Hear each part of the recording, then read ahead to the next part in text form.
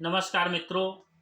आज बिहार विधानसभा के शीतकालीन सत्र के दूसरे दिन सदन में माननीय मुख्यमंत्री जी का जो चेहरा सामने आया है, उनका जो गुस्सा छलका है, लोकतंत्र में गुस्से का कोई स्थान नहीं है। माननीय मुख्यमंत्री जी, आप 17 वर्षों से बिहार की सेवा कर रहे हैं। आपने एनडीए के साथ मिलकर बिहार में सरकार बनाई थी और 17 वर्षों तक आप बिहार की सेवा में रहे। मगर मैं आपसे पूछना चाहता हूं कि आज सदन में आपको इतना आग बबूला होने की क्या जरूरत आन पड़ी? आप देख लेने की बात करने लगे। मुझे तो लगता है कि आपका साथ जब स्वर्गीय अटल जी के साथ था, अरुण जेटली साहब के साथ था, आपके संस्कार भारतीय जनता पार्टी के संस्कार हो गए थे। मगर आप आज किसके साथ हैं? आप आज जंगल राज वालों के साथ हैं। आपका बॉडी लैंग्वेज, आपकी बातचीत करने की भाषा, सब कुछ बदल गई है।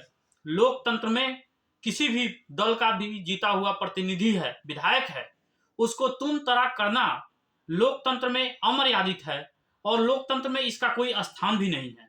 आपको तो हम बिहार वासी परिपक्व नेता मानते थे। आपको हम बिहार वासी अपना नेतृत्वकर्ता मानकर और एनडीए के नेतृत्व में आप सरकार चला रहे थे। मगर आप बीच बीच में उलटते हैं, पलटते हैं। वहीं जिस तेजस्वी जी के आज आप पीठ ठोक रहे हैं, वही तेजस्वी जी आपको पलटू चाचा कहते थे। यह संस्कार भारतीय जनता पार्टी के पास नहीं है।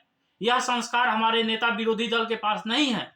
आदरणीय विजय सिन्हा जी आपको सम्मान देते हैं और सम्मान का मतलब यह नहीं होता है कि हम लोग भारतीय जनता पार्टी का कार्यकर्ता आपसे डरता है।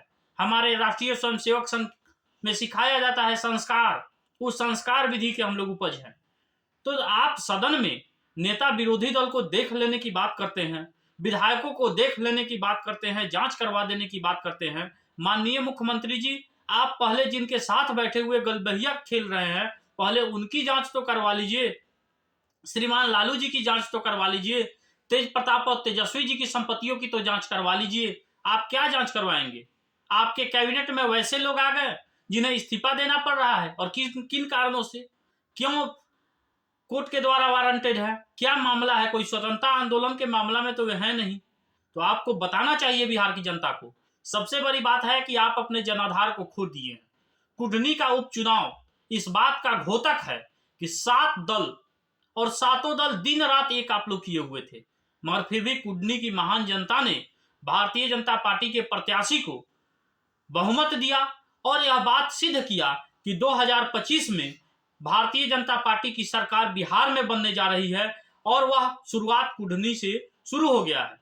हम लोग गोपालगंज जीते।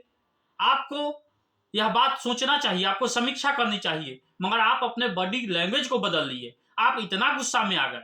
आपके राष्ट्रीय अध्यक्ष आदरणीय ललन बाबू दिन रात एक किए हुए थे, मगर कुडनी के परिणाम आने के बाद उनको नैतिकता के आधार पर और आपको इस्तीफा देना चाहिए, आपके सरकार को इस्तीफा देना चाहिए कि बिहार की जनता ने आपको पूरा आपका कैबिनेट मुजफ्फरपुर और कुडनी में कैंप किया हुआ था, फिर भी परिणाम क्या हुआ वो पूरे बिहार की जनता, पूरी देश की जनता जानती है। नीतीश जी, आपको देखकर तो मुझे एक शेर याद आता है कि तुम्हारे पांव के नीचे कोई जमी नहीं है, तुम्हारे पांव के नीचे कोई जमी नहीं है।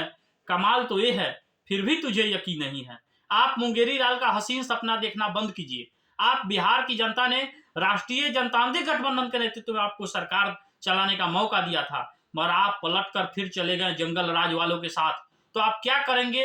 आपका जो बात और विचार है सब कुछ बदल गया है। मगर बिहार की जनता आपसे उम्मीद लगाए है कि 25 में आपको जवाब दे देगी, मगर तत्काल आप अपने विरोधी दल के विधायकों का भी सम्मान दीजिए। आप अपने को नहीं देते हैं, वो पूरा जग जानता है, मगर आप विरोधी दल के विधायकों को, नेता प्रतिपक्ष, नेता विरोधी दल का भी सम्मान दीजिए। यही लोकतंत्र की मर्यादा है। और मेरे जैसा एक अदना सा कार्यकर्ता आपको लोकतंत्र की मर्यादा सिखा रहा है, यह भी आपके लिए शर्म की बात है। बहुत बहुत धन्यवाद।